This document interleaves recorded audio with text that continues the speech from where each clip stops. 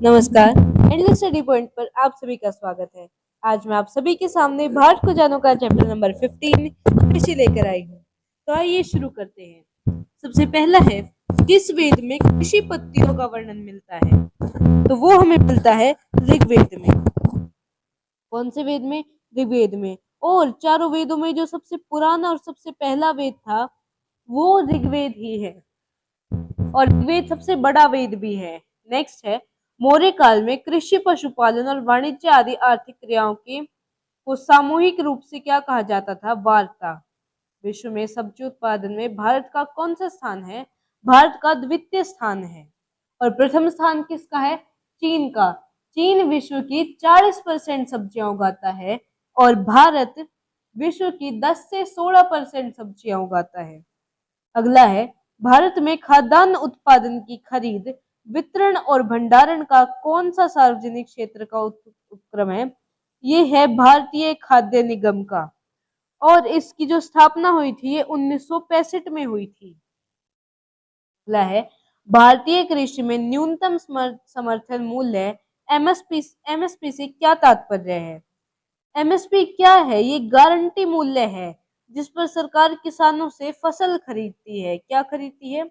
फसल। इसमें क्या होता है कि मीन्स चाहे जो मार्केट का रेट है ना, वो चाहे कितना ही लो चला जाओ, पर उस रेट पर सरकार उसी रेट पर वो फसल है वो खरीदेगी ही खरीदेगी। जैसे एमएसपी डिसाइड हो गया 2,000 रुपए पर क्विंटल, तो 2,000 रुपए पर क्विंटल उसका लोएस्ट प्राइस है जिस पर वो खरीद सकती है। उससे नीचे सरकार किसानों से फसल नहीं खरीद सकती। अगला है, भारत में न्यूनतम समर्थन मूल्य एमएसपी को कौन सी संस्था अनुमोदित करती है? ये करती है आर्थिक मामलों की कैबिनेट समिति। नेक्स्ट है, विश्व में पशुधन में भारत का कौन सा स्थान है? तो भारत का प्रथम स्थान है। भारत में नीली क्रांति के जनक के रूप में किसे जाना जाता है? हीरालाल चौधरी चौधरी को। नीली क्रांति किससे रिलेटेड है? मछली उत्पादन से। गुलाबी क्रांति झीला जो झींगा होती है उसके उत्पादन या फिर उसके पालन से। हरित क्रांति जो खाद्यान्न होते हैं उसके उत्पादन से। सफेद क्रांति दुग्ध उत्पादन से रिलेटेड होती है। और क्रांति से रिलेटेड मैं आपके लिए एक अलग से वीडियो लाऊंगी जिसमें मैं आपको ये सभी समझाऊंगी। नेक्स्ट है, भारत में सर्वाधिक उर्वरक उत्पादक राज्य कौन सा है? मीन सबसे ज्यादा जो फर्टिलाइजर्स हैं वो कौन से राज्य में बनते हैं? वो बनते हैं गुजरात में। विश्व में उर्वरक उत्पादन में भारत का कौन सा स्थान है? तृतीय। उस समय थे तृतीय, अब भारत द्वितीय स्थान पर आ गया है, पहले स्थान पर चीन है। नेक्स्ट है, भारत में पटसन या जूट की खेती किस नदी के डेल्टा क्षेत्र में केंद्रित है? तो ये है गंगा नदी के डेल्टा क्षेत्र में। कहां पर? गंगा नदी के डेल्टा क्षेत्र पर। ठीक है। क्यों? क्योंकि वहां पर क्लाइमेट है वो थोड़ा ह्यूमिड है, तो वहां पर जो जूट है उसको फेवरेबल क्लाइमेट मिलता है ग्रो होने के लिए। भारत दूसरे स्थान पर है पटसन के उत्पादन में, और बांग्लादेश पहले स्थान पर है।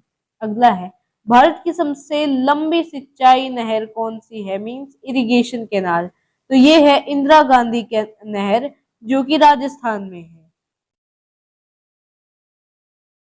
नेक्स्ट है, सरकार ने किस पंचवर्षीय योजना के अंतर्गत कृषि रणनीति प्रस्तुत की जिसने हरित क्रांति को जन्म दिया? ये थी चतुर्थ पंचवर्षीय योजना। नेक्स्ट है, विश्व खाद्य पुरस्कार प्राप्त करने वाले प्रथम भारतीय कौन थे? तो ये थे एमएस स्वामीनाथन।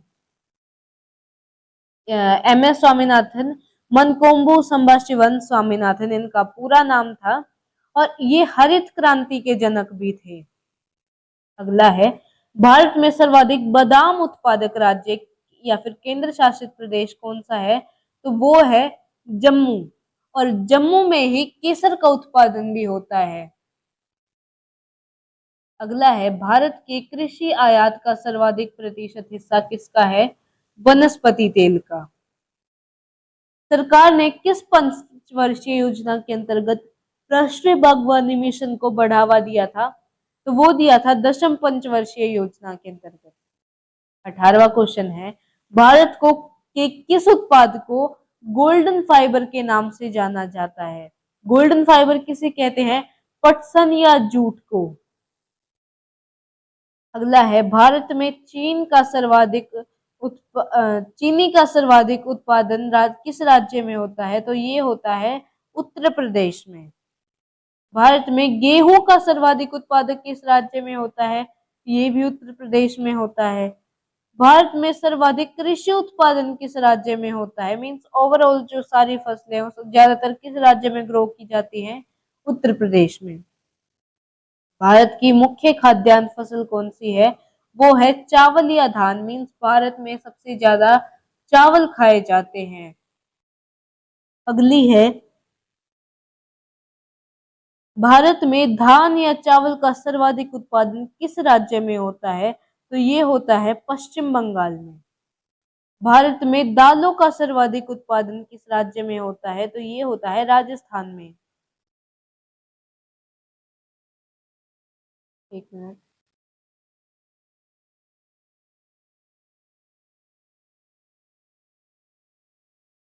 नेक्स्ट है, भारत में धान या चावल के सर्वाधिक उत्पादन किस राज्य में होता है? पश्चिम बंगाल में होता है, मैंने आपको बता दिया था। मैं थोड़ा पीछे चली गई थी इसमें। भारत में मूंगफली का सर्वाधिक उत्पादन किस राज्य में होता है? तो ये होता है गुजरात में। भारत में गन्ने का सर्वाधिक उत्पादन किस राज्य में होता है? तो ये उत्तर प्रदेश में होता है। भारत में तिलहन का सर्वाधिक उत्पादन किस राज्य में होता है? राजस्थान में होता है। भारत में कपास का सर्वाधिक उत्पादन किस राज्य में होता है? ये गुजरात में होता है, क्योंकि गुजरात में काली मिट्टी का जो कंटेंट है वो बहुत ज्यादा है और काली मिट्टी जो होती है वो सूटेबल होती है जो कॉटन होते हैं उसको ग्रो करने के लिए। तो सर्वाधिक उत्पादन जो कपास का होता है वो गुजरात में होता है। नारियल उत्पादन में भारत का विश्व में कौन सा स्थान है? तृतीय स्थान है। पहले स्थान पर इंडोनेशिया है और दूसरे स्थान पर फिलीपींस है नारियल के उत्पादन में। अगला है, भारत में सर्वाधिक कॉफी उत्पादन किस राज्य में होता है? कर्नाटक में होता है। भारत का जो स्थान है कॉफी उत्पादन में वो तृतीय है। सबसे ज्यादा कॉफी ब्राजील में होती है एक तो, और कोलंबिया में होती है। नेक्स्ट है, भारत में केसर उत्पादक प्रमुख राज्य या केंद्र शासित प्रदेश कौन सा है? वो है जम्मू कश्मीर। भारत में सर्वाधिक रेशम का उत्पादन किस राज्य में होता है? तो वो होता है कर्नाटक में। फाइन। नेक्स्ट, भारत में सर्वाधिक दुग्ध उत्पादन करने वाला राज्य कौन सा है? तो वो है उत्तर प्रदेश। नीली क्रांति किससे संबंधित है? तो नीली क्रांति मत्स्य पालन से संबंधित है। भारत में सर्वाधिक काजू का उत्पादन करने वाला राज्य कौन सा है? तो वो महाराष्ट्र है। महाराष्ट्र में सबसे ज्यादा काजू का उत्पादन होता है। नेक्स्ट है, भारत में कुल कृषि भूमि का कितना भाग मॉनसून पर निर्भर है? जो कृषि भूमि है इंडिया में, जो एरेबल लैंड है उसका कितना पार्ट है वो मॉनसून पे डिपेंडेंट है?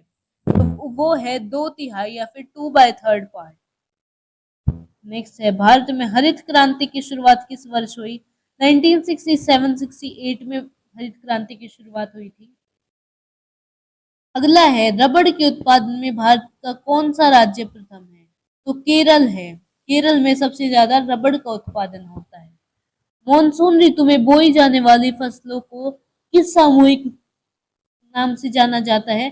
खरीफ की फसलें। खरीफ की फसलें का फसल जो होती है उनका एक कॉमन एग्जांपल है धान। क्योंकि जो धान होते हैं वो मॉनसून सीजन में बोए जाते हैं। क्यों? क्योंकि उन्हें जो पानी होता है उसकी ज्यादा जरूरत होती है। शरद ऋतु में बोई जाने वाली फसलों को किस सामूहिक नाम से जाना जाता है? रबी। रबी जैसे सरसों हो गई, गेहूं हो गया, ये सभी। खरीफ और रबी की फसलों के बीच बोई जाने वाली फसलों को किस सामान्य नाम से जाना जाता है? तो जायद की फसलें। जैसे कि जो सीजनल फ्रूट्स होते हैं, जैसे समय ककड़ियां आती है, तरबूज आते हैं, तो ये सभी जायद की फसल में होते हैं। अगला है, किसानों व कृषि के प्रति समर्पित दूरदर्शन का कौन सा चैनल है? मीन्स जो किसानों के लिए है वो है डीडी किसान। अगला है, भारत में स्थापित प्रथम कृषि विद्यालय कौन सा था? तो वो था गोविंद वल्लभ पंत कृषि एवं प्रौद्योगिकी विश्वविद्यालय पंतनगर। मीन्स पहला एग्रीकल्चरल यूनिवर्सिटी कौन सी थी इंडिया की? वो थी गोविंद वल्लभ पंत कृषि व प्रौद्योगिकी विश्वविद्यालय पंतनगर। कृषि उत्पादों के लिए प्रमाणीकरण का निशान क्या है? तो वो है एग मार्क। नेक्स्ट है, किस भारतीय राज्य में बंजर भूमि का क्षेत्र अधिकतम है? वो है राजस्थान में। बंजर भूमि means barren land, infertile land, जहां पर हम कुछ उगा नहीं सकते, तो वो है राजस्थान में। दुग्ध उत्पादन में भारत का विश्व में कौन सा स्थान है? प्रथम स्थान है। और भारत में दुग्ध उत्पादन में कौन सा स्थान है भारत का? उत्तर प्रदेश में सबसे ज्यादा है जो दुग्ध उत्पादन होता है वो। श्वेत क्रांति किस वर्ष प्रारंभ हुई? श्वेत क्रांति 1970 में प्रारंभ हुई। चीनी उत्पादन में भारत का विश्व में कौन सा स्थान है? तो प्रथम स्थान है। मीन सबसे ज्यादा जो चीनी का उत्पादन होता है वो भारत में ही होता है। हरित क्रांति का सबसे अधिक असर किस उत्पाद पर पड़ा? किसके उत्पादन पर पड़ा? अनाज के उत्पादन पर, क्योंकि हरित क्रांति है ये अनाज से ही रिलेटेड है। ठीक है, धन्यवाद। आज के लिए बस इतना ही। आशा करती हूँ कि आपको ये चैप्टर पसंद आया होगा।